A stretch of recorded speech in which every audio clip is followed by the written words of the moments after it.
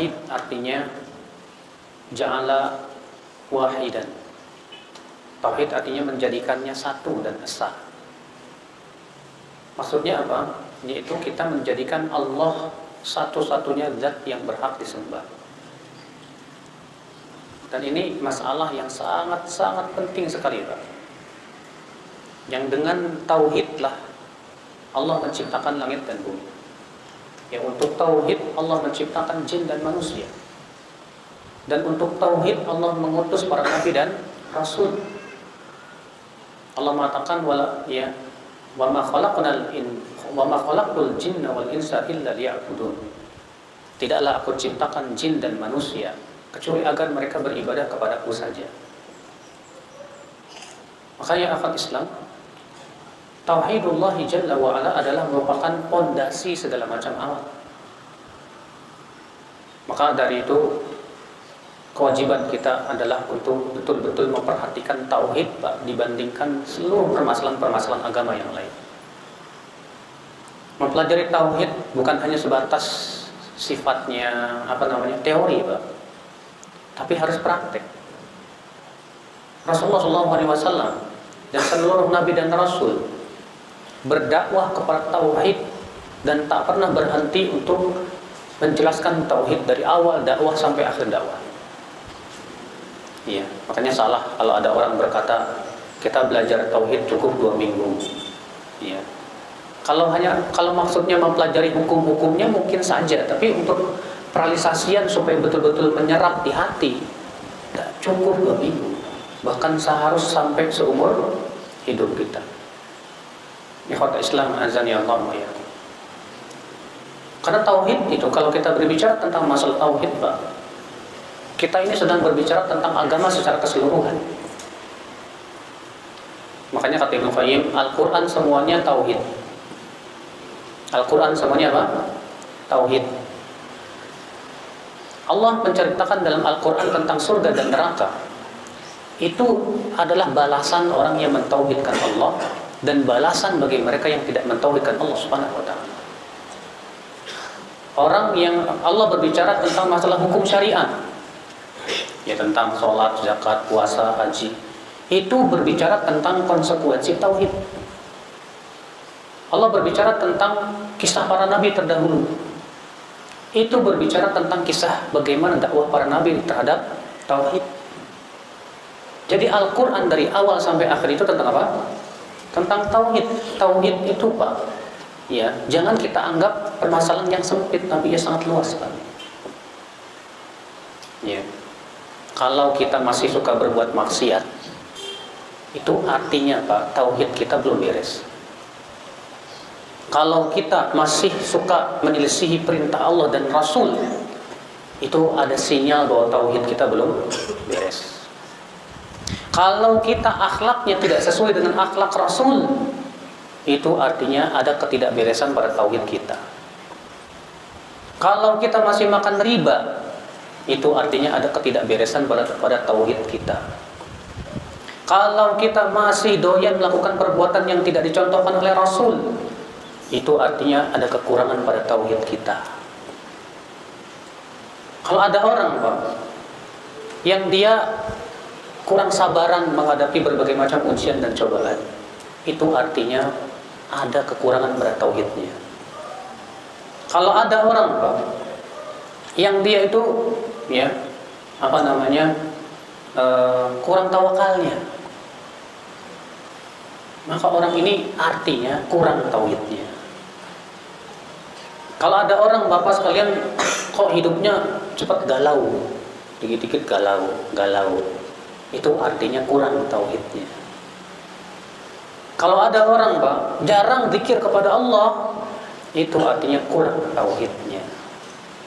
Jadi semua penyimpangan, semua maksiat, semua kekurangan akibat daripada kekurangan pada tauhid. Iya, betul. Karena pembicaraan masalah tauhid ini luas sekali, dan realisasiannya ini yang sulit, Pak, sulit. Baik, Bapak cinta kepada Allah? Hah? Cinta nggak sama Allah? Benar. Jangan cuma lisan doang berkata cinta Allah. Karena cinta itu butuh konsekuensi loh, Mas. Ya, apa sih tandanya orang cinta sama Allah? Hah? Cinta itu tandanya semangat. Kalau bapak sedang jatuh cinta sama akhwat, pasti bapak semangat tuh buat ngejar akhwat itu, ya nggak pak? Apapun dibeliin deh, yang penting saya bisa dapat. Semangat. Kalau bapak cinta duit, pasti bapak semangat cari duit tuh pak, ya nggak pak? Semangat. Kalau bapak ya cinta kedudukan, pasti bapak semangat cari kedudukan pak, ya nggak pak? Semangat. Cinta itu menimbulkan semangat. Nah sekarang kalau ada orang berkata saya cinta Allah, tapi mau pergi ke masjid kok nggak semangat, mau sholat 5 waktu nggak semangat, mau menuntut ilmu Allah nggak semangat, nanti cintanya ini pak tanda tanya besar. Sebab kalau dia memang cinta harusnya semangat tuh, mendengar azan langsung semangat pergi ya ke wudu, pergi ke masjid, karena dia ingin semangat mendapatkan karunia Allah dan ridhonya, ingin bermunajat dan mendapatkan pahala yang lebih besar. Dia tidak pak. Kenapa kalau ada orang kurang semangat sholat berjamaah? Jawabnya satu, kurang tauhidnya. Ya nggak pak? Bapak takut sama Allah pak? Takut nggak? Benar. Takut itu tandanya apa? Hah? Kalau bapak takut singa, artinya dijauhi apa dideketin? Hah? Yang dideketin pak, jauhin. Kalau bapak takut dari sesuatu, pasti bapak lari darinya. Ya. Kalau kita takut kepada Allah, bukan lari dari Allah, tapi artinya kita lari dari larangan-larangannya. Karena larangan itu yang akan menyebabkan azab Allah Subhanahu wa ta'ala. Maka orang yang takut kepada Allah tandanya akan terlihat. Kalau ngomong hati-hati, takut dia ghibah, takut dia berdusta. Kalau melihat hati-hati, jangan sampai jelalatan. Ini perempuan cantik dipelototin terus, katanya takut. Kobar ente itu takutnya. Ya. Kalau berpakaian, dia pikirkan pakaian saya sesuai dengan perintah Allah tidak, dengan syariatnya. Itu tandanya takut pak. Kalau dia makan, dia bertanya makanan saya ini halal enggak? Itu tandanya takut pak. Kalau berjual beli, bapak nanya ini jual beli mengandung riba tidak? Itu tandanya bapak takut sama Allah. Nah, kalau misalnya ada orang jual beli tidak peduli makan halal kayak riba kayak bodoh amat, yang penting saya bisa ya menjual barang-barang saya secara cepat, saya katakan ini orang kurang tauhidnya. Kurang apa? Tauhidnya kepada Allah Subhanahu wa ta'ala. Bapak cinta sama Allah baik. Bapak mencintai semua yang Allah cintai tidak? Hah? Mencintai tidak semua yang Allah cintai? Oh ya dong. Kalau bapak mencintai Allah tapi masih membenci apa yang Allah cintai, kurang tauhidnya. Saya ini kok nggak suka ya melihat orang berjenggot. Kenapa? Kotor. Oh, berarti bapak nggak suka Rasulullah dong? Rasulullah berjenggot? Ya gimana ya? Walaupun bapak nggak berjenggot, setidaknya bapak tidak membenci jenggot pak, karena itu sunnah Rasul. Nah, kalau bapak membenci sunnah Rasul, nanti kurang tauhidnya. Ya, terkadang kan kita secara tidak sadar terkadang membenci sesuatu yang dicintai oleh Allah. Bisa jadi karena ketidaktahuan kita. Kita anggap ini nggak sunnah, padahal itu apa? Sunnah. Sedangkan yang sunnah itu dicintai oleh Allah tidak pak? Dicintai oleh Allah. Bagaimana kita membenci sesuatu yang dicintai oleh Allah? Itu pak, cinta, takut, ini bagian tauhid loh pak. Bagian dari apa? Tauhid. Ya. Bapak membenci bagian tauhid tidak pak? Tauhid. Membenci semua yang Allah benci itu bagian tauhid. Mencintai semua yang Allah cintai itu bagian tauhid. Bapak benci sama orang yang Allah benci. Allah benci sama siapa? Allah benci sama orang yang kafir kepada Allah enggak? Hah? Tapi kok bapak mencintai orang yang kafir kepada Allah, gimana sih? Ya Ustaz gimana ya, dia kan orang tua saya pak. Kalau mencintai karena tabiat gak masalah kata para ulama. Bapak mencintai orang tua yang kafir karena dia tabiat, ya namanya anak pasti cinta sama orang tua. Ini namanya cinta tabiat, gak masalah Pak. Itu tidak termasuk bagian ya din agama. Tapi kalau Bapak mencintai dia karena kekafiran dia, wah ini tauhidnya bisa batal Pak. Tauhid, Masya Allah.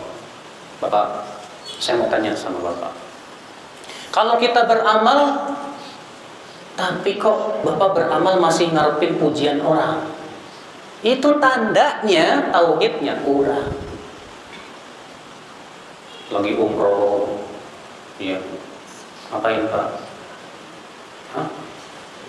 Selfie, cuis, lagi tawaf nih, kirim, jadi profile picture. Lagi tahajud, cih, ya. Jadi apa Pak? Sedang sholat tahajud, cilah, Masya Allah. Ngapain sih lapor-lapor ke orang? Emang gak cukup Allah yang tahu Pak? Ini orang yang kurang tauhidnya Pak. Sebab kalau dia kuat tauhidnya, dia berpikir cukup Allah yang tahu, ngapain orang tahu? Orang tahu gak bakal memberikan kepada saya nilai pahala. Tapi kalau Allah yang tahu, cukuplah sudah. Enggak kok Ustaz, niat saya cuma biar orang lain ngikutin perbuatan saya. Bagus kalau Bapak ikhlas. Tapi Bapak bisa nggak jamin ikhlas? Kan susah untuk jamin diri ikhlas itu loh Pak. Ya. Ada orang sholat duha, niatnya apa Pak? Biar dapat rezeki lah. Jadi Bapak niat sholat duha yang terbesar apa? Ya dapat rezeki. Kurang tauhidnya Pak. Jadi seakan-akan rezeki Allah berupa surga lebih kecil dibandingkan dengan rezeki dunia. Ini kurang tauhidnya Pak. Sehingga akhirnya ibadah dia yang diharapkan keuntungan dunia. Kalau tidak menguntungkan dunia, kurang semangat. Ini akibat kurang tauhidnya. Kurang apa Pak? Kurang tauhidnya Pak. Iya. Bapak sekalian, maka dari sinilah Bapak sekalian dapat kita pahami bersama Pak. Jadi justru tauhid itu landasan kita, fondasi kita. Tanpa tauhid, seseorang tidak akan semangat beribadah. Mungkin semangat ibadahnya kalau ada embel-embel dunia saja, atau ada pujian manusia. Iya. Coba Pak, banyak di antara kita Pak ya, kalau diumumin di masjid nih Pak nih, diumumin kali-kali aja Pak, uji coba. Bapak-bapak, diumumkan nanti yang ikut sholat subuh akan dibagi per orang 1 juta. Kira-kira itu penuh nggak tuh Mas itu Pak? Hah? Ya. Kenapa Pak? Ada iming-iming apa Pak? Duit. Tapi ketika dipanggil, as-salatu khairum minan naum, sholat lebih baik daripada tidur. Hayya 'alal falah, mari kepada keberuntungan. Tenang aja. Yang datang cuma berapa orang? 4 orang, 5 orang. Ya. Mending yang datang ini terkadang dia yang adzan, dia yang qomat, yang imam. Enggak ada yang lain udah. Inilah Pak fenomena kurangnya tauhid di hati dia. Tidak ada semangat dia untuk menjalankan agama Allah. Kenapa? Karena cinta dia itu lemah di hatinya. Berharap surga Allah itu lemah di hatinya. Kenapa? Karena landasan tauhidnya lemah sekali. Ikhwat Islam azani Allah wa iyyakum. Makanya ikhwat Islam azani Allah wa iyyakum, ya. Kenapa para nabi semuanya diperintahkan oleh Allah dakwahkan tauhid dulu. Allah berfirman, "Wa laqad ba'atsna fi kulli ummatin rasula an i'budullaha wajtanibut taghut." Sungguh kami telah mengutus pada setiap umat itu seorang rasul. Rasul itu berkata, hendaklah kalian beribadah kepada Allah dan jauhi para taghut. Allah berfirman, "Wa ma arsalna min rasulin illa nuhi ilaihi annahu la ilaha illa ana fa'budun." Tidak ada seorang rasul pun yang kami utus kecuali kami wahyukan kepada dia bahwa tidak ada ilah yang berhak disembah kecuali aku, maka sembahlah aku. Lihat Nabi Nuh, Allah mengatakan laqad arsalna nuhan ila qaumi faqala ya qaumi ibudullah ma lakum min ilahin ghairuh. Sungguh kami telah mengutus Nuh kepada kaumnya. Lalu Nuh berkata, wahai kaumku, sembahlah Allah. Tidak ada ilah yang berhak disembah kecuali Allah saja. Lihat kaumnya Nabi Hud. Allah berfirman kepada tentang Nabi Hud, wa ila 'adin akhahum huda qala ya qaumi ibudullah ma lakum min ilahin ghairuh. Dan kepada 'Ad, nabi mereka Hud berkata, hai kaumku, sembahlah Allah saja. Tidak ada ilah yang berhak disembah kecuali Allah subhanahu wa ta'ala. Lihat Nabi Saleh, Allah berfirman, wa ila Thamud akhahum salihah. Dan kepada Thamud, nabi mereka Saleh, qala ya qaumi ibudullah ma lakum min ilahin ghairuh. Dia berkata, hai kaumku, sembahlah Allah saja. Tidak ada ilah yang berhak disembah kecuali Allah. Semua nabi dan rasul ternyata Pak, yang mereka fokuskan dakwah kepada apa? Tauhid. Bapak sekalian, maka sebagian jawabannya sudah kita ketahui. Kenapa harus tauhid terlebih dahulu? Kenapa para nabi dakwah kok tauhid dulu? Kenapa enggak ekonomi dulu? Kenapa enggak politik dulu? Kenapa enggak fikih dulu? Pak, saya mau tanya sama Bapak. Allah subhanahu wa ta'ala mewajibkan sholat di awal Rasulullah dakwah atau di tengah-tengah, Pak? Tengah-tengah. Allah mengharamkan arak di Mekah apa di Madinah, Pak? Di Madinah. Allah mewajibkan jilbab di Mekah apa di Madinah, Pak? Di Madinah. Allah mewajibkan puasa Ramadan di Mekah apa di Madinah, Pak? Di Madinah. Bahkan hampir semua hukum-hukum syariat Islam turunnya di mana? Di Madinah, bukan di Mekah. Adapun di Mekah, Allah fokuskan tauhid. Keyakinan. Aisyah radhiyallahu anha berkata, "Kana awwalu ma nazala minal Qur'an," adalah yang pertama kali turun dari Al-Qur'an apa? Tentang surga dan neraka. Kata Aisyah, "Kalaulah yang pertama kali turun dari Al-Qur'an, jangan berzina, mungkin kami tidak akan meninggalkan perzinahan. Kalaulah yang pertama kali turun dari Al-Quran, jangan mencuri, mungkin kami tidak akan meninggalkan pencurian." Kenapa?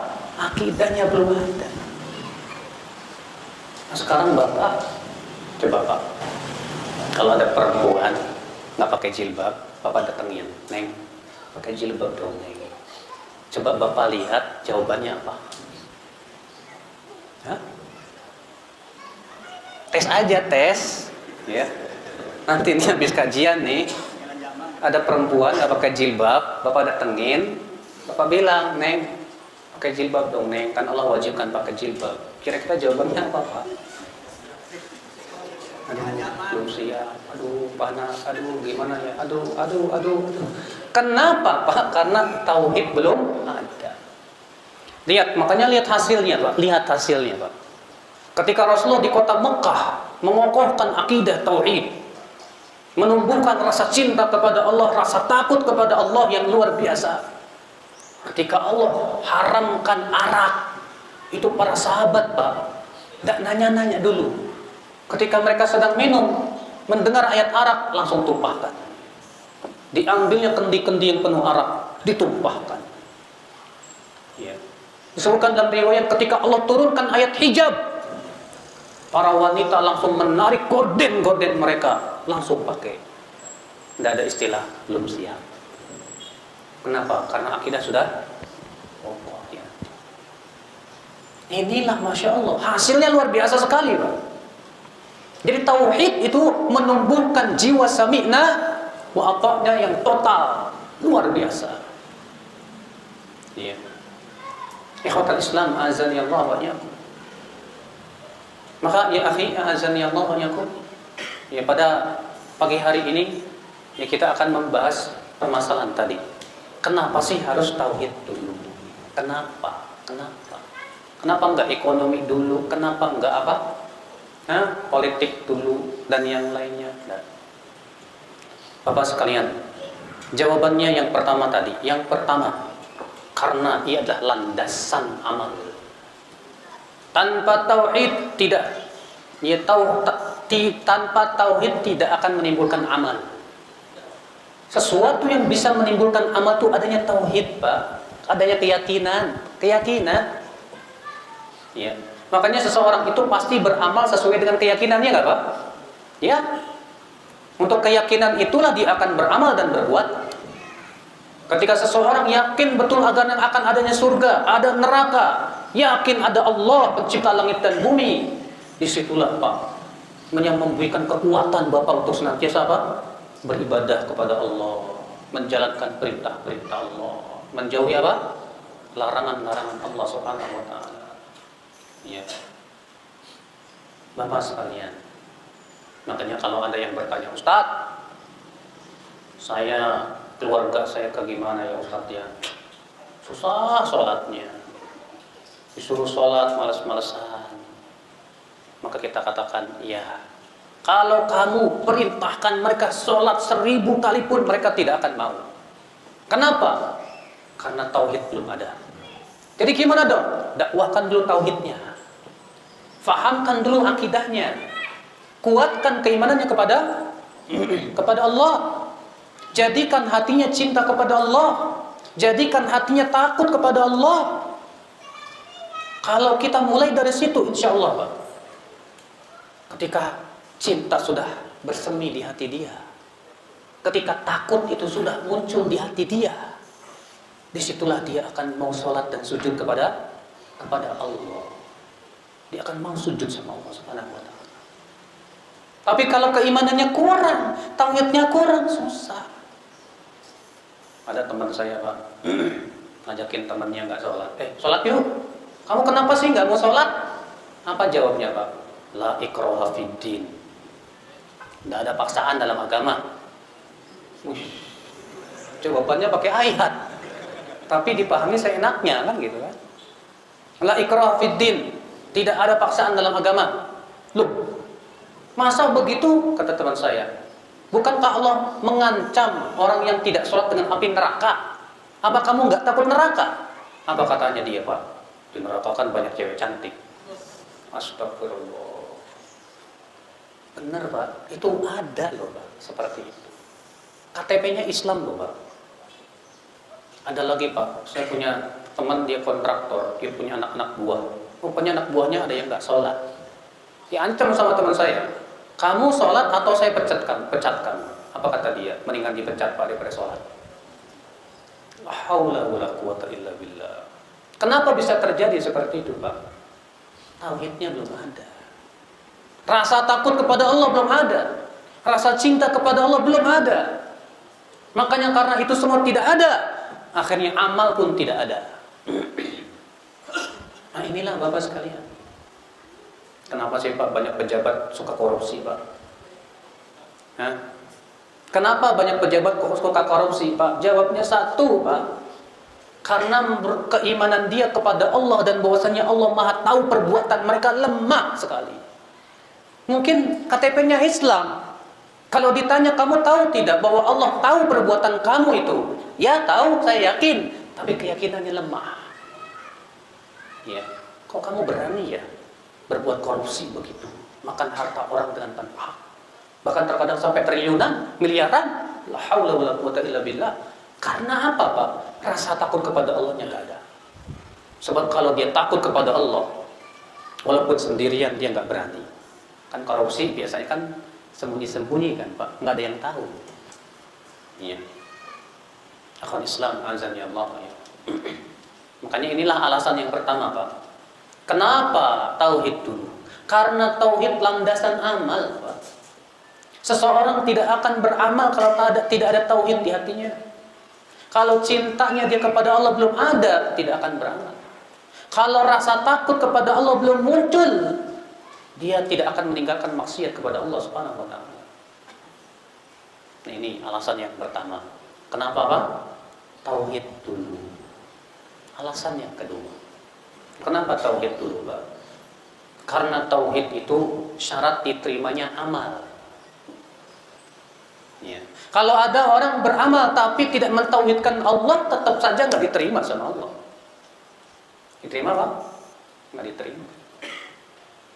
Ada orang sholat tapi ternyata ria. Kira-kira amalnya diterima nggak Pak? Nggak. Iya. Ada orang berinfak ternyata ingin disebut dermawan. Diterima amalnya? Tidak. Ada orang berjihad tapi ingin disebut pemberani. Diterima amalnya Pak? Tidak. Ada orang baca Quran, indah suaranya Pak, tapi karena ingin disebut qori. Diterima amalnya Pak? Tidak. Bahkan kata Rasulullah SAW, awwalu thalathatun awwalu man yuqda bihim yaumal qiyamah. Ada 3 orang yang pertama kali dimasukkan ke dalam api neraka. Yang pertama orang alim dan qari. Yang kedua orang yang berjihad dan mati syahid. Yang ketiga orang yang berinfak dan dermawan. Adapun yang pertama si alim dan qari dipanggil oleh Allah. Apa kata Allah? Hai hambaku, apa yang kamu amalkan di dunia? Orang ini berkata, ya Allah, dahulu di dunia saya menuntut ilmu dan menyebarkan ilmu. Saya pun membaca Al-Quran karena Engkau ya Allah. Allah berfirman, dusta. Kamu dulu menuntut ilmu karena ingin disebut ulama, dan kamu membaca Quran karena ingin disebut qari, dan kamu sudah mendapatkan predikat itu. Lalu diambil kakinya, diseret dan dimasukkan ke dalam api neraka. Orang yang mati syahid dipanggil oleh Allah.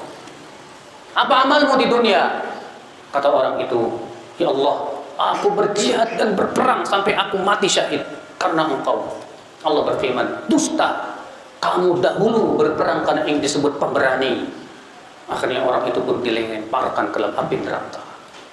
Dipanggil yang ketiga, orang yang donatur dermawan. Allah berfirman, apa amalmu? Dia berkata, ya Allah, tidak ada satupun jalan yang Kau suka untuk diinfakkan padanya kecuali aku sudah berinfak di situ ya Allah. Karena Engkau. Allah berfirman, kamu dusta. Kamu dulu berinfak karena ingin disebut dermawan. Lalu dia pun dilemparkan ke dalam api neraka. Hadisnya sahih dalam Muslim Pak, dalam sahihnya. Bayangkan Pak, ternyata kehilangan ikhlas, kehilangan tauhid itu menyebabkan amal kita Pak ditolak oleh Allah. Makanya Allah mengatakan apa? La in asyrakta la yahbatanna amaluka. Jika kamu berbuat syirik, Allah pasti batalkan amalanmu. Percuma, enggak ada manfaatnya amalanmu kalau kamu ternyata mempersekutukan Allah Subhanahu wa taala. Lihat Pak, ternyata Pak, tauhid itu syarat diterimanya apa? Amal. Ini alasan kedua Pak. Tauhid itu syarat diterimanya amal. Alasan yang ketiga, kenapa harus tauhid dulu? Kenapa harus tauhid dulu? Yang ketiga Pak, karena itu syarat datangnya pertolongan Allah kepada kita. Ya. Itu syarat datangnya pertolongan Allah kepada kita, itu tauhid Pak. Coba Bapak buka surat An-Nur ayat 55. Ya, yang punya mushaf, surat An-Nur ayat 55. Apa kata Allah dalam surat An-Nur ayat 55 Pak? Wa'adallahu alladhina amanu minkum wa 'amilus salihat la yastakhlifannahum fil ardi kama istakhlafal ladzina min qablihim wa la yumakkinanna lahum dinahum alladzi tadalahum wa la yubaddilannahum min ba'di khawfihim amna ya'budunani la yusyrikuna bi syai'a. Coba perhatikan ayat itu. Allah mengatakan apa? Allah berjanji kepada siapa? Kepada orang-orang yang beriman dan beramal soleh di antara kalian. Apa janjinya? Allah akan berikan kepada mereka khilafah di muka bumi ini, sebagaimana Allah memberikan khilafah kepada orang-orang sebelum mereka. Dan Allah akan kokohkan agama yang Allah ridhai untuk mereka. Dan Allah akan gantikan rasa takut dengan rasa aman. Kapan? Keadaan ya Allah mengatakan apa? Ya'budunani la yusyrikuna bi syai'a.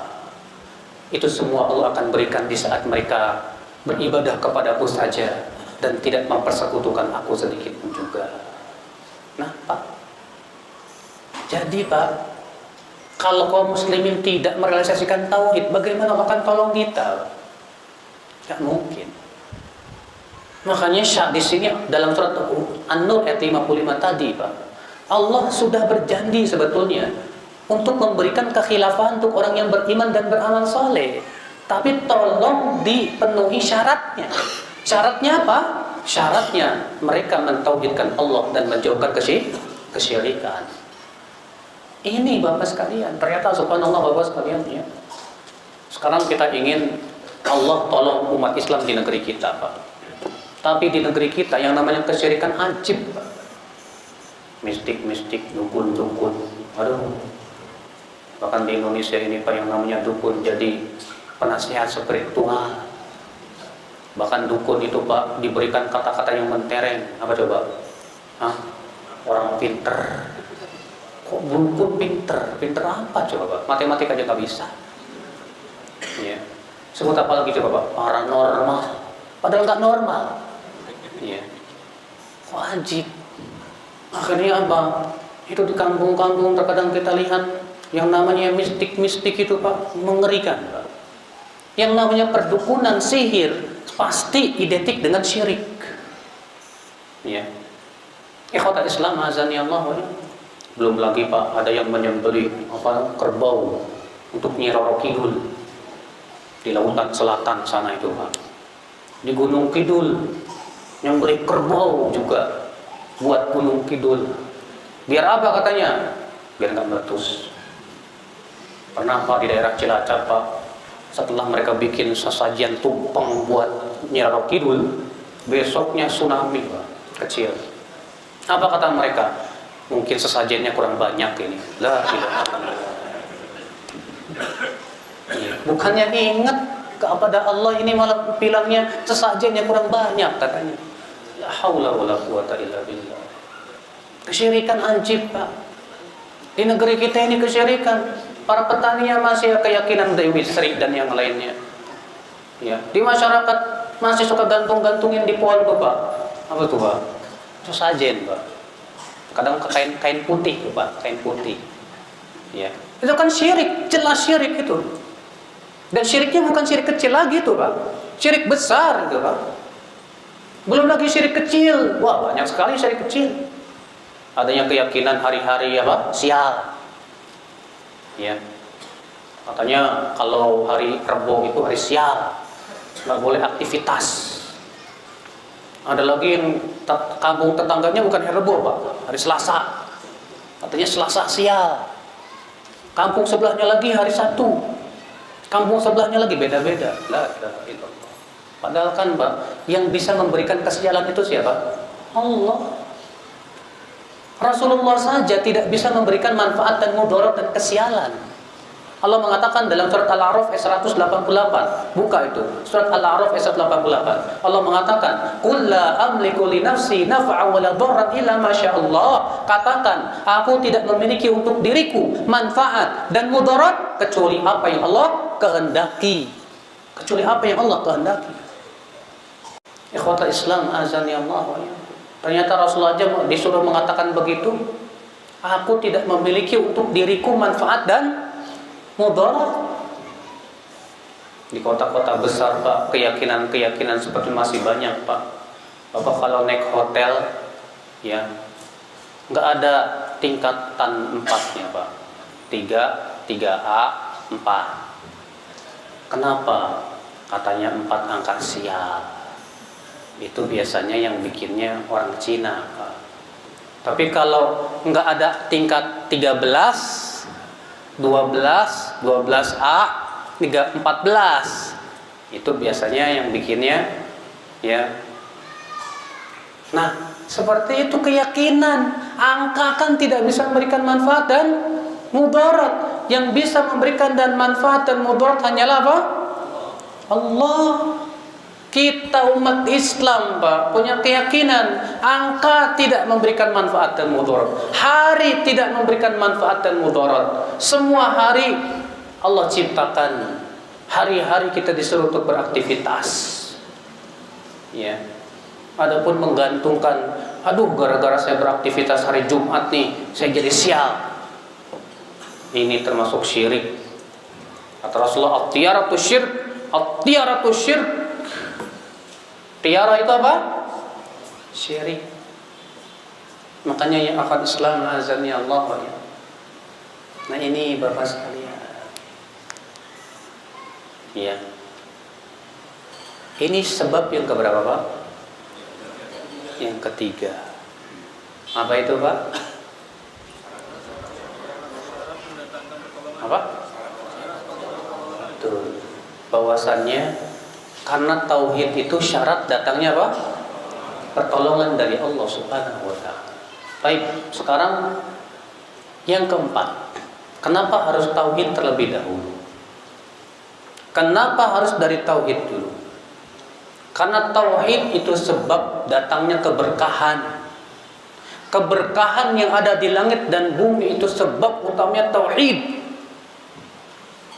Dalilnya surat Al-A'raf, Pak.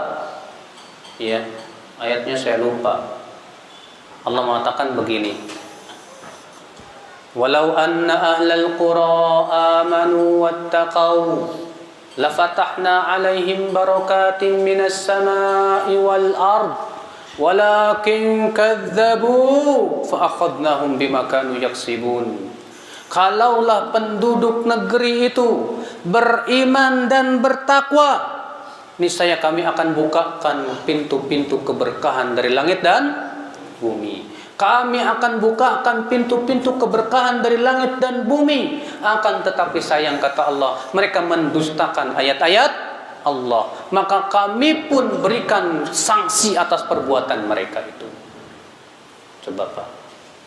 Ayat ini tegas mengatakan, kalaulah penduduk suatu negeri beriman dan bertakwa, Allah bukakan pintu-pintu apa? Keberkahan, berkah, berkah. Jangan jauh-jauh lah, Pak. Jangan jauh-jauh, Pak. Kemarin kita kedatangan Raja Salman. Bawa duit berapa, Pak? Katanya sampai 343 triliun. Memberikan pinjaman 343 triliun. Padahal tahu, Pak, Saudi itu kan padang pasir top. Iya nggak, Pak? Ada apa di sana? Cuma padang pasir. Tapi kok kaya-kaya ya? Waya raya. Ya. Saudi kemarin tuh ngejual 5% dari perusahaan dia, Aramco. Itu harganya ratusan triliun. Bahkan ribuan triliun.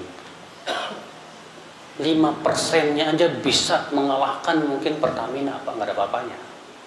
Bisa jadi itu. Kok padahal kan di Saudi nggak kayak Indonesia. Indonesia ini apa sih yang nggak ada? Ada semua, Pak. Kesuburan Indonesia, Masya Allah. Minyak bumi ada semua. Tapi kok kenapa di Indonesia kok banyak yang kayak tikus mati di lumbung padi? Jawabannya cuma satu, Pak. Di Saudi itu menegakkan tauhidullah Jalla wa'ala. Di sana itu ya, orang-orang mentauhidkan Allah semua. Mereka menjauhkan kesyirikan. Mereka tidak mempersekutukan Allah. Bahkan orang yang paling rusak pun yang suka berbuat maksiatnya di Saudi itu, tapi untuk berbuat syirik tidak mau. Karena mereka tahu itu syirik. Iya. Maka dari itulah, Pak, karena tauhid itulah kemudian Allah berkahi mereka.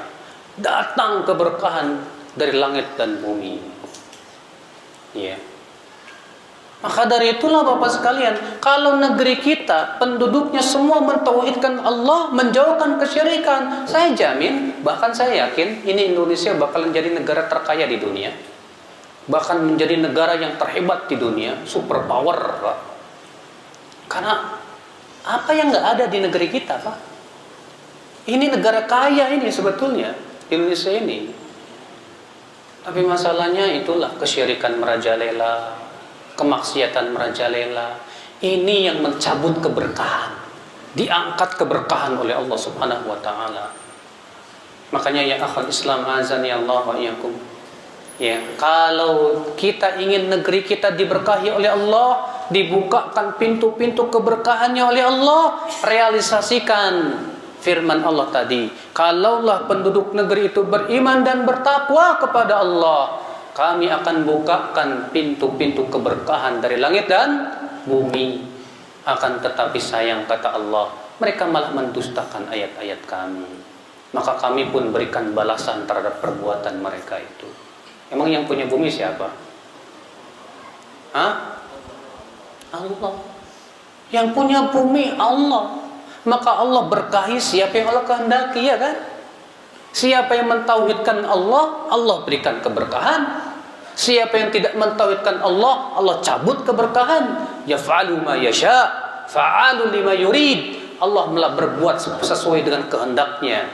Karena Allah tidak ada yang mampu untuk menolak kehendaknya siapapun juga, ya akhwat Islam azan ya Allah. Makanya Bapak sekalian, kalau kita ingin hidup kita diberkahi oleh Allah, Pak, tauhidkan Allah, jauhkan kesyirikan. Dengan tauhid itu Allah bukakan pintu-pintu keberkahan. Ini sebab yang keberapa, Pak? 4. Kenapa sih harus tauhid dulu? Sebab yang kelima, kenapa sih harus tauhid dulu?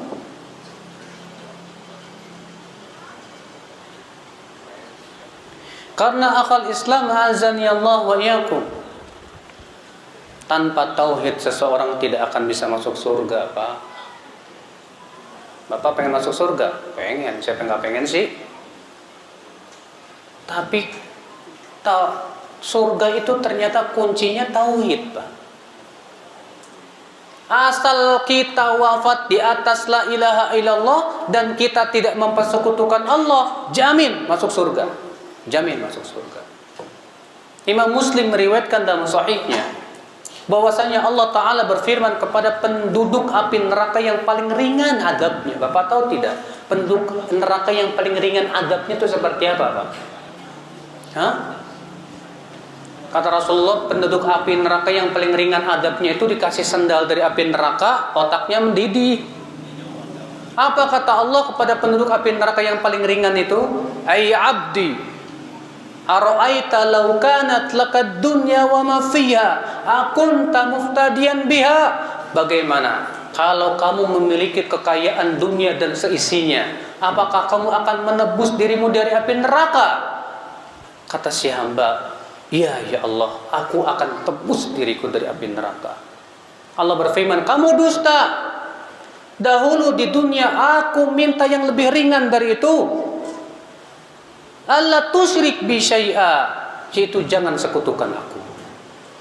Permintaanku satu, jangan sekutukan aku. Fa abaita ila syirik, tapi ternyata kamu tetap saja mempersekutukan aku. Masya Allah. Allah cuma minta kita jangan sekutukan Allah. Jangan menyeru selain Allah. Jangan sujud kepada selain Allah. Jangan tawakal kecuali hanya kepada Allah. Allah cuma minta itu, Pak. Tapi kok kita malah kemudian tawakalnya kepada jimat. Tapi kok kita malah tawakalnya kepada selain Allah Jalla Jalaluhu. Makanya ya akhal Islam azani Allah wa iyyakum.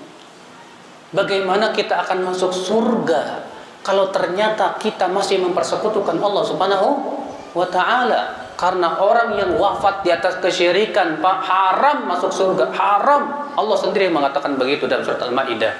Innahu may yusyrik billah faqad harramallahu alaihil jannah, kata Allah. Sesungguhnya siapa yang mempersekutukan Allah, maka Allah haramkan ia masuk surga. Haram masuk surga. Karena surga milik siapa? Milik nenek moyang? Enggak. Surga milik Allah.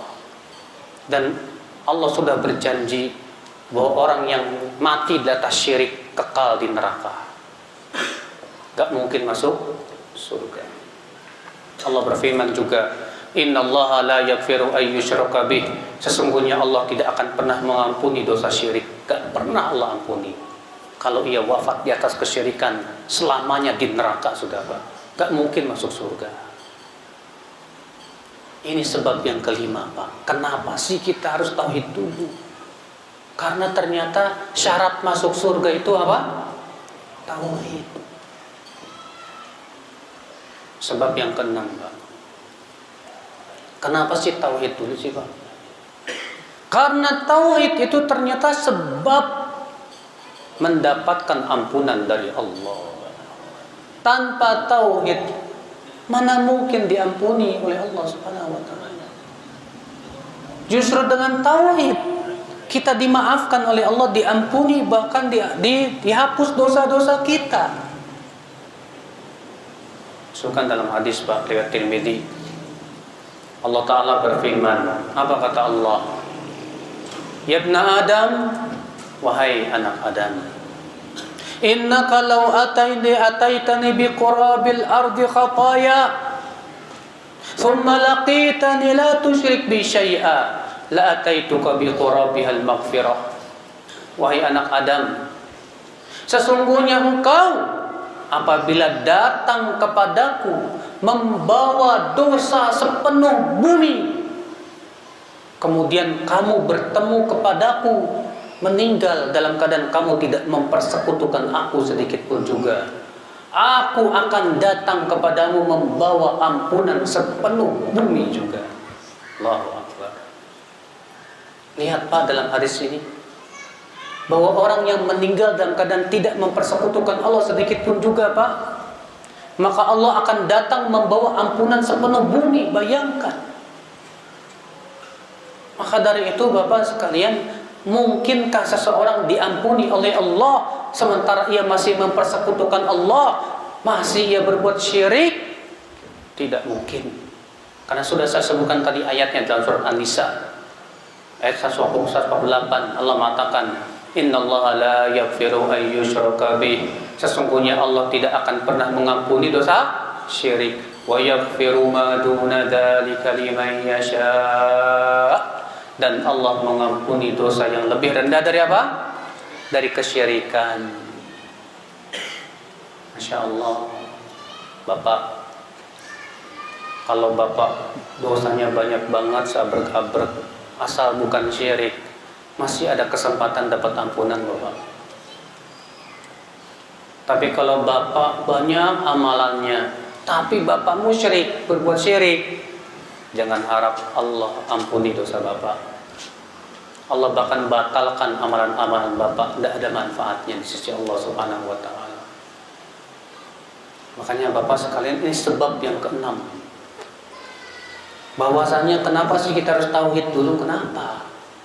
Jawabnya karena itu syarat mendapatkan ampunan dari Allah Subhanahu wa taala. Kita tidak akan diampuni kalau kita masih berbuat syirik kepada Allah Subhanahu wa taala. Ya. Ikhwatul Islam, azan ya Allah. Kemudian yang ketujuh, kenapa sih harus tauhid dulu, Pak? Kenapa harus tauhid dulu? Karena tauhid itu yang memberikan kekuatan hati, Pak. Kekuatan hati itu ada pada tauhidullah jalla wa ala. Seseorang kuat sabarnya karena tauhidnya kuat. Seseorang kuat, dia hidup tegar, dia dalam menghadapi berbagai macam ujian dan cobaan. Begitu beratnya ujian yang menimpa dia, tapi dia Masya Allah tegar, tetap tersenyum, tetap dia sabar, karena dia mengharapkan apa yang ada di sisi Allah Subhanahu wa ta'ala. Tauhid itu Pak, membuat orang itu tegar sekali, kuat, tak mudah patah, tak mudah putus asa, tak mudah lelah. Ya. Karena apa? Tauhidnya kuat sekali Pak. Diberikan kesenangan malah bersyukur, diberikan kesusahan bersabar. Kenapa? Wahid. Makanya Bapak sekalian, orang yang mentauhidkan Allah itu jiwanya kuat sekali Pak, kuat sekali. Tawakalnya kepada Allah kuat sekali. Orang yang nggak mentauhidkan Allah banyak ketakutannya Pak, banyak ketakutannya. Mau naik pesawat takut ngapain? Takut jatuh. Mau naik mobil takut tabrakan. Mau naik kapal takut karam, tenggelam. Jadi akhirnya mau ini takut. Aduh, Tapi orang tauhidnya kuat, tawakal pada Allah, ajal sudah ditentukan. Bismillah, saya naik pesawat. Kalau qadarullah pesawatnya jatuh, kalau belum ajal nggak bakalan mati. Kuat dia, yakin benar sama Allah Subhanahu wa taala. Kuat hatinya sehingga ketakutannya itu hilang. Berubah menjadi apa? Rasa tenang dan tawakal kepada Allah Subhanahu wa taala. Makanya Pak, orang yang mentauhidkan Allah itu Pak, enggak mudah ditakut-takuti. Sebuah contoh Pak, ketika Rasulullah SAW di perang Uhud kalah kaum muslimin. 70 mati syahid dari kalangan kaum muslimin. Di saat mereka kalah, kemudian mereka pulang ke kota Madinah dalam keadaan luka-luka, bahkan Rasulullah pun luka. Gigi seri beliau patah, pipi beliau tertusuk, ya kan kalau orang perang di zaman dulu pakai apa, baju kepala kayak helm gitu kan. Nah ininya nusuk ke pipi Rasulullah SAW, kepala beliau bocor. Pulang ke kota Madinah, para sahabat dalam keadaan berdarah-darah. Apa yang terjadi Pak? Tiba-tiba datang seseorang menakut-nakuti. Apa kata dia? Ketahuilah, sesungguhnya pasukan kaum musyrikin sekarang mereka sedang mempersiapkan pasukan untuk menyerang kalian dan menghabisi kalian di kota Madinah. Mendengar itu Pak, para sahabat bukan ketakutan Pak, malah berkata apa? Hasbunallah wa ni'mal wakil. Cukup bagi kami apa? Allah, dan Allah sebaik-baiknya wakil. Maka Allah turunkan firman-Nya memuji para sahabat itu. Maka Allah mengatakan apa? Ya. Alladzina qala lahumun nas innan nasa qad jama'u lakum fakhshawhum fazadahum imanan wa qalu hasbunallah wa ni'mal wakil. Fanqalabu bi ni'matin minallahi wa fadl.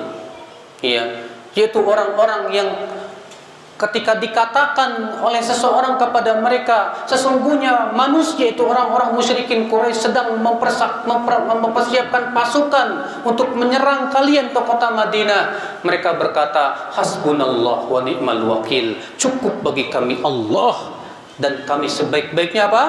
Wakil. Ternyata itu tidak memalingkan mereka dari melaksanakan perintah Allah. Tetap mereka lakukan perintah Allah Subhanahu wa taala. Ajib Pak. Hatinya itu betul-betul kuat sekali, Masya Allah. Itu karena apa Pak? Tauhid. Tauhidullah Jalla wa'ala. Bahkan Pak, subhanallah Pak, orang yang tauhidnya semakin kuat, keikhlasannya semakin kuat, kejujurannya semakin kuat. Ada seorang masuk Islam, kemudian karena memang hidupnya susah, fakir, suatu ketika dalam peperangan Rasulullah SAW mendapatkan ghanimah Pak. Kemudian Rasulullah bersabda kepada sebagian sahabat, ini sebagian ghanimahnya tolong kasihkan ke si fulan yang baru masuk Islam itu. Dibawalah ghanimah itu kepada si fulan. Ini dari Rasulullah. Kata si fulan apa? Apa ini? Enggak tahu, pokoknya Rasulullah SAW menyuruh untuk memberikan ini untuk kamu. Rupanya Pak dibawa lagi sama dia ke Rasulullah. Rasulullah, apa ini? Kata Rasulullah, bagian untukmu, terima saja. Apa kata dia? Rasulullah, aku masuk Islam bukan untuk ini. Terus kamu masuk Islam maunya apa? Kata dia, Rasulullah, aku masuk Islam agar ada panah yang menantap di sini, lalu saya mati syahid. Kata Rasulullah, intas dokillah yasduka. Kalau memang kamu jujur sama Allah, pasti Allah jujur sama kamu. Tak lama kemudian Rasulullah mengumumkan perang. Maka orang ini pun kemudian segera ikut andil dalam perang. Setelah selesai perang, Rasulullah bertanya, kemana si fulan? Ternyata dia meninggal dalam keadaan panah menancap di sini. Apa kata Rasulullah? Sadaqallah fa sadaqa. Dia memang jujur sama Allah, maka Allah pun jujur kepada dia. Masya Allah, tauhid Pak. ya, memberikan kejujuran dan keikhlasan yang luar biasa. Tauhid itu masya Allah Pak, ya. Hidup orang yang mentauhidkan Allah itu mengagumkan sekali Pak. Ya, dia tidak mudah putus asa. Dia pun juga tidak mudah tertipu dengan dunia. Dikasih kesenangan oleh Allah, bukan dia tertipu. Justru semakin apa? Takut, dia mikir, ini harta nanti apa jawaban saya di hadapan Allah. Setiap harta yang saya punya ini bakalan ditanya sama Allah. Saya takut ini.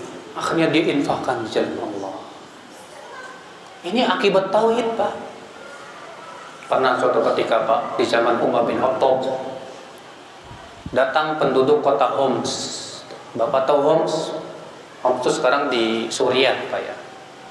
Sekarang sudah diratakan, ya, dibombardir terus. Datang penduduk Homs ke kota Madinah. Lalu Rasulullah SAW bersabda, kalian dari Homs? Betul. Uktub li asma'a fuqara'ikum. Coba tolong tuliskan nama-nama fakir miskin kalian di kota kalian, untuk aku berikan bantuan. Ditulis Pak. Yang pertama ditulis siapa Pak? Sa'id bin Amir. Umar bertanya, siapa Sa'id bin Amir ini? Amiruna, gubernur kami. Kata Umar, amirukum fakir, gubernur kalian fakir. Iya. Mana ada Pak zaman sekarang gubernur fakir. Iya. Umar menangis mendengar itu. Maka Umar langsung mempersiapkan 100.000 dinar bantuan buat gubernur kota Homs. Tolong ini sampaikan ke dia. Disampaikan Pak, ketika sampai ke rumahnya dibuka, Mas, apa yang terjadi? Kata Said, Inna lillahi wa inna ilaihi raji'un. Kalau antum gimana Pak? Mas ini sahabat ini ketika pas dibuka, Inna lillahi wa inna ilaihi raji'un. Apa kata istrinya? Ada musibah apa hai suamiku? Kata Sa'id apa? Lebih berat daripada musibah, ada dunia yang mau merusak hatiku. Masya Allah. Ada dunia yang mau merusak hatiku dan mau merusak akhiratku. Kata istrinya, kalau begitu selamatkan dirimu darinya. Kalau begitu bantu aku hai istri. Tolong nih emas, bagikan untuk rakyat kita semuanya. Dibagikan malam itu habis. Ada nggak gubernur kayak gitu di zaman sekarang Pak? Mana ada. Kok bisa jadi ya gubernur kayak gituan? Tauhid. Kenapa? Tauhid. Tauhidnya ajib. Kuat sekali, Masya Allah, tidak tertipu dengan harta. Kalau gitu tauhidnya lemah banget Pak. Dikasih harta dikit, somse. Iya. Baru dikasih harta, Masya Allah, punya duit 10 M aja udah petantang petenteng.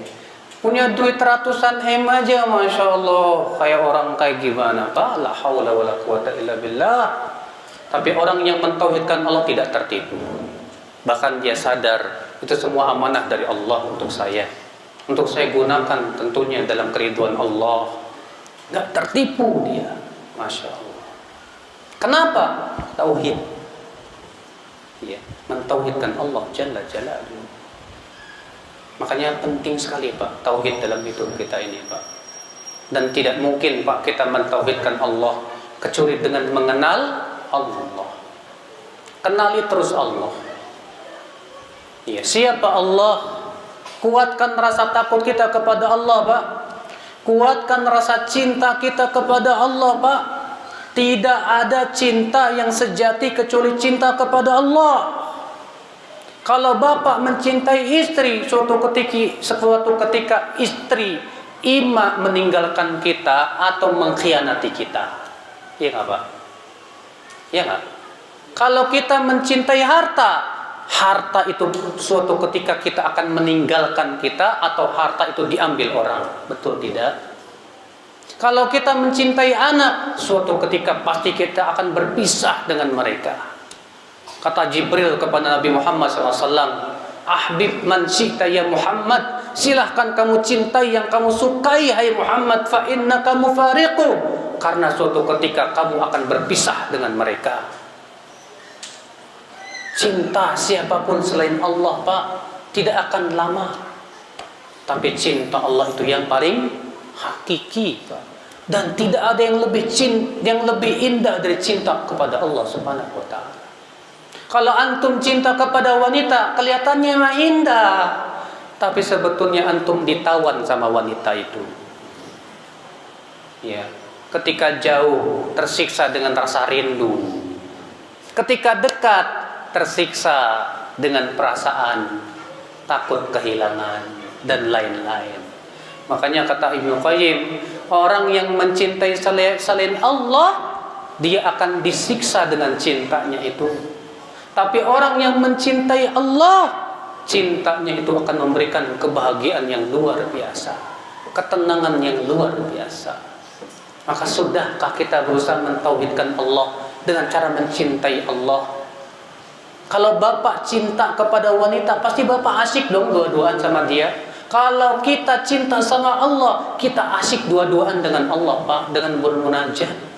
Kita merasa asyik nggak selama ini berdua-duaan dengan Allah, membaca firman-firman-Nya, berzikir, mengingat namanya? Sudahkah kita merasa asyik ketika kita sholat bermunajat kepadanya? Kalau kita belum merasakan asyik, berarti belum cinta kepada Allah atau kurang cintanya. Tapi kalau kita merasa asyik, Masya Allah, malam-malam bapak bermunajat, bapak lebih memilih bermunajat kepada Allah daripada selimut, daripada kasur yang empuk. Ketika lagi tidur jam 3, bapak bangun, Masya Allah, bapak langsung ingin bermunajat, ditinggalkan kasurnya yang empuk, ditinggalkan selimutnya yang empuk, ditinggalkan istrinya yang cantik. Lalu ia pergi berwudu, lalu ia pun berdiri bermunajat. Dia merasa asyik berduaan dengan Allah. Itu cinta. Itu cinta. Cinta kepada Allah Subhanahu wa taala.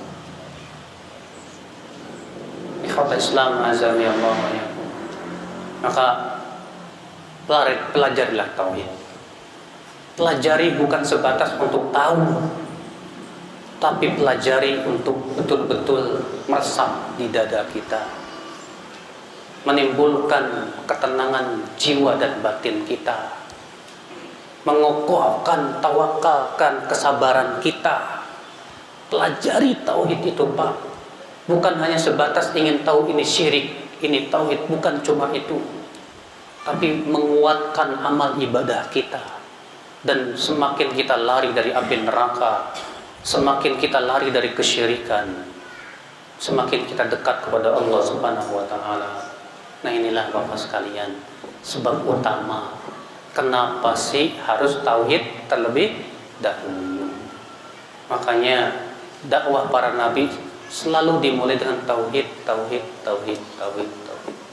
Maka kita pun sekarang, Pak, perbanyaklah pembahasan tentang tauhid, mengenal Allah, siapa Allah, ya, agar supaya tumbuh rasa cinta kita kepada Allah, tumbuh rasa takut kita kepada Allah. Wallahu a'lam.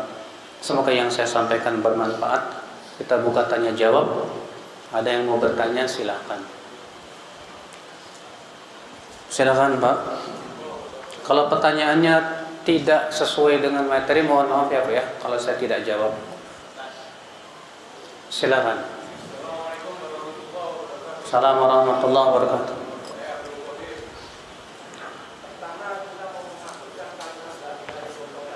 Apa, Pak? Pertama, kita kalau mau memasukkan kalimat la ilaha illallah, Betul. kita mengenal siapa Allah, siapa ciptaannya, Iya.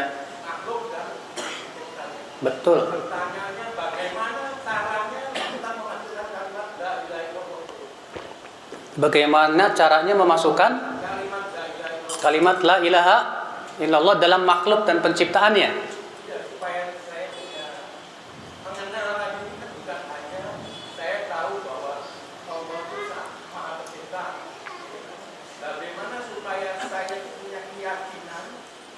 ilaha illallah itu masuk sehingga saya mampu menjalankan semua perintah-perintah. Iya. Pertama, Bapak, Al-Quran seringkali mengingatkan bahwa pencipta langit dan bumi itu siapa? Allah. Coba Bapak buka surat Al-Baqarah ayat 21-22. Allah mengatakan, ya ayyuhan nasu budu rabbakumul ladzi khalaqakum walladzina min qablikum la'allakum tattaqun. Hai manusia, beribadahlah kepada Rabbmu yang telah menciptakan kamu dan menciptakan orang-orang sebelum kamu agar kamu apa? Bertakwa. Lalu di ayat 22-nya Allah mengatakan apa? Alladzi ja'ala lakumul arda firasya was-samaa'a binaa'a wa anzala minas samaa'i maa'a fa akhraja bihi minats thamarati rizqan lakum fala taj'alu lillahi andada wa antum ta'lamun, kata Allah. Allah mengatakan, dialah Allah yang telah menjadikan bumi sebagai hamparan, langit sebagai apa? Bangunan. Dan Allah turunkan dari langit air hujan. Dan dengan air hujan itu, kata Allah keluarkan buah-buahan sebagai rezeki untuk kalian.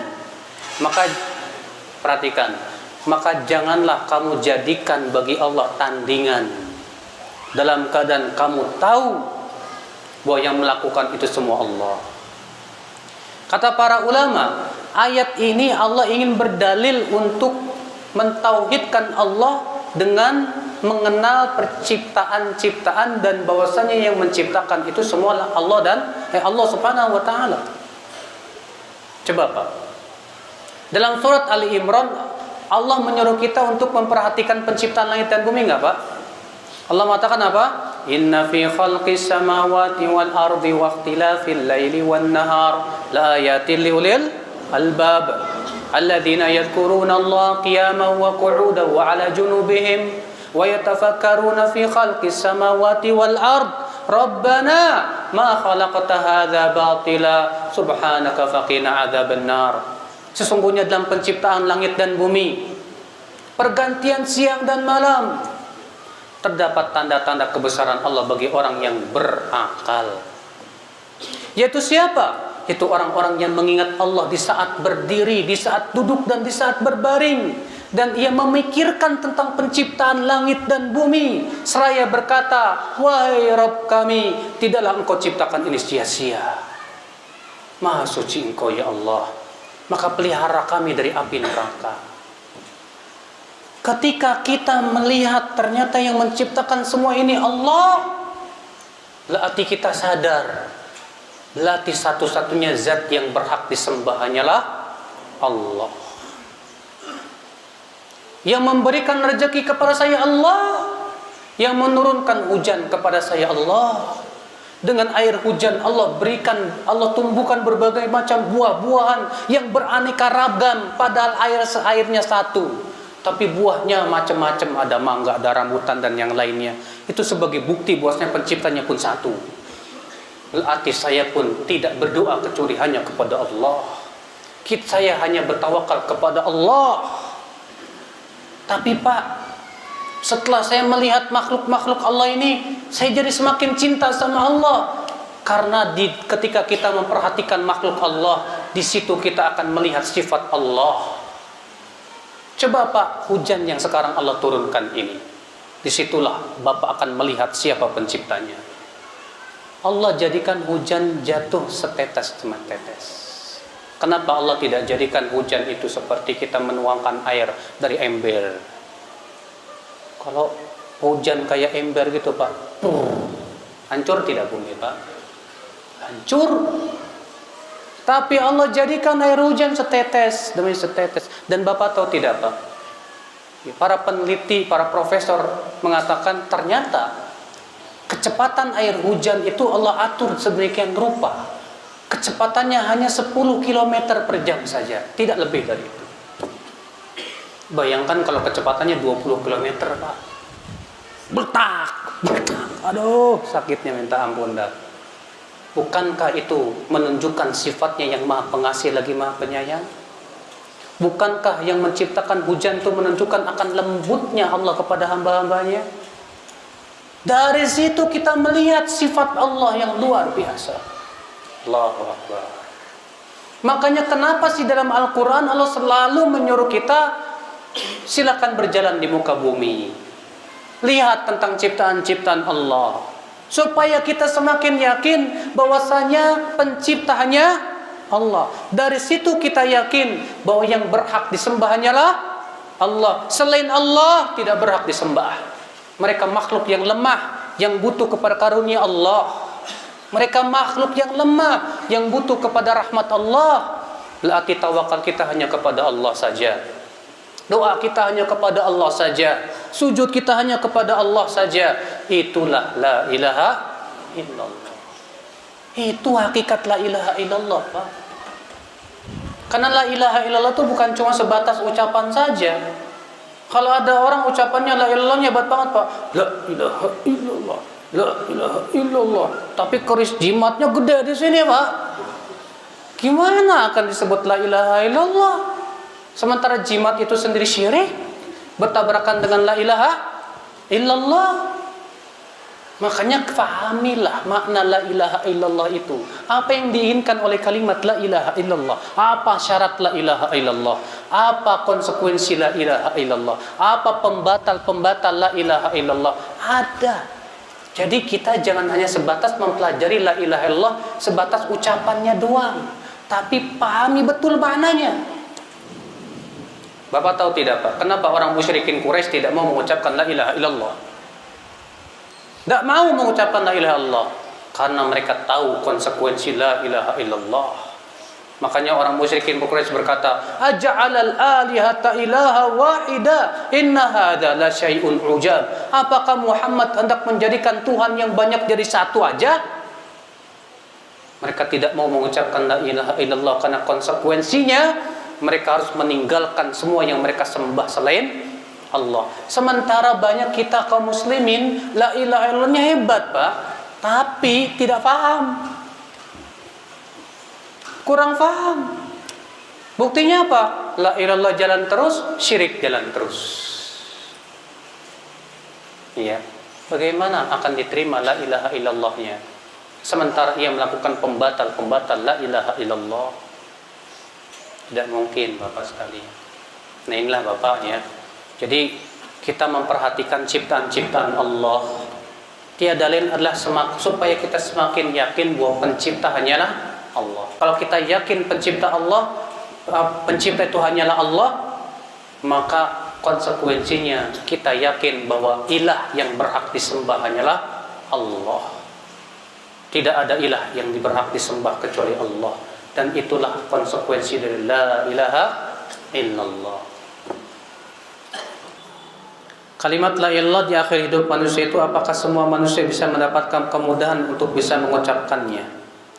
Kalau ada orang gak sempat mengucapkan la ilallah meninggal, tapi selama hidupnya dia mentauhidkan Allah, gak masalah. Dia tetap dapat jaminan surga. Karena dalam satu riwayat Rasul bersabda, man mata wa huwa ya'lam la ilaha illallah, siapa yang meninggal dalam keadaan ia berilmu tentang la ilaha illallah, dakhalal jannah, pasti masuk surga. Bapak lagi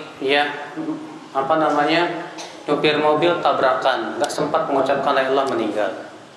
Tapi selama hidup Bapak mentauhidkan Allah, menjauhkan kesyirikan. Berarti Bapak wafat di atas la ilaha illallah. Walaupun gak sempat baca la ilaha illallah. Iya. Semoga yang saya sampaikan bermanfaat Bapak sekalian. Mohon maaf bila ada kata-kata yang tak berkenan di hati. Yang benar semuanya dari Allah, dan yang salah itu dari kekurangan ilmu saya dan dari syaitan. Wabillahi taufiq. Subhanallah, subhanallah bihamdika, asyhadu an la ilaha illa anta, astaghfiruka wa atubu ilaik. Wassalamualaikum warahmatullahi wabarakatuh.